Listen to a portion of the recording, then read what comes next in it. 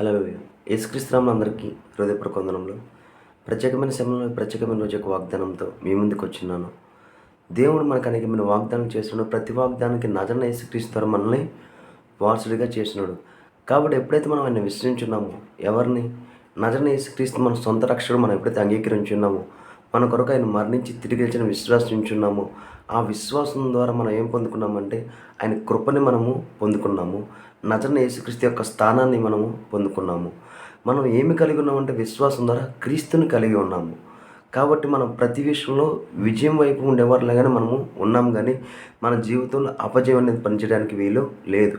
ఈరోజు ఎవరైతే కృంగిన పరిస్థితిలో ఉన్నారో, ఎవరైతే ఇబ్బందికరమైన పరిస్థితిలో ఉన్నారో, మీ విశ్వాసం ద్వారా మీరు ఎవరైతే విశ్వసించున్నారో ఆ విశ్వసించిన అతను సమస్తాన్ని జయించడానికి నమ్మకంతో నువ్వు ఎప్పుడైతే ప్రార్థిస్తావో, ఎప్పుడైతే దాన్ని జ్ఞాపకం చేసుకుంటావో, నువ్వు అలా జ్ఞాపకం చేసుకున్న దాన్ని నీ విశ్వాసం అదుగా నీవు ఉన్న పరిస్థితిలో ఉండి దేవుడు ఉన్నతమైన పరిస్థితిలో నిన్ను తీసుకువెళ్తాడు. ఈరోజు దేవుడు మనకిచ్చిన వాగ్దానము యెహోషువ 1:6 నిన్ను విడువను, నిన్ను ఎడబాయను, నిబ్బరం కలిగి ధైర్యంగా నుండుము. మనం ప్రతి నిమిషము ధైర్యంగానే ఉండాలి. ఎందుకంటే మనలో ఉన్నవాడు లోకంలో ఉన్నవాడి కంటే గొప్పవాడు, సమస్తాన్ని జయించిన వాడు మనలోనే ఉన్నాడు. కాబట్టి నువ్వు ఎల్లవేళ ధైర్యంగా ఉండాలి.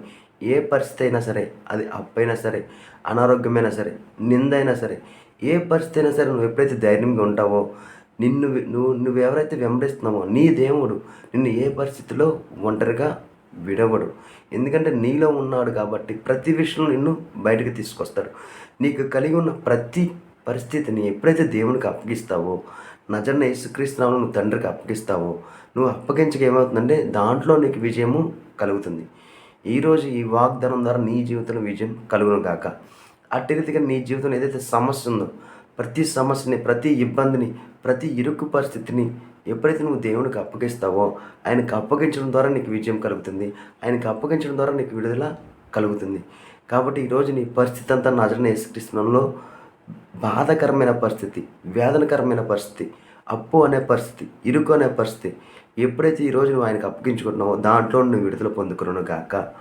ఆమేన్. ప్రార్థించుకుందామా. స్తోత్రం మహోన్నతమైన దేవానికి వందనాలు స్తోత్రాలు చెల్లించుకున్నాం తండ్రి. ప్రతి ప్రయాణంలో తండ్రి మీరైతే నేను నడిపించిందండి. తల దగ్గర నరకాల వరకు ముట్టి స్వస్థపరచబడిన గాక అని ప్రవచిస్తుందండి. ప్రతి అప్పు ఐశ్వర్యంగా మారిన గాక, ప్రతి బలహీనత తండ్రి యేసులో తండ్రి విడుదల పొందును గాక అని ప్రవచిస్తుందండి.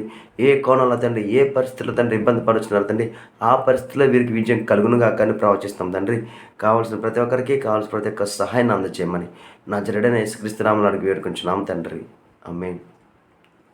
అందరికీ హృదయపూర్వక వందనములు.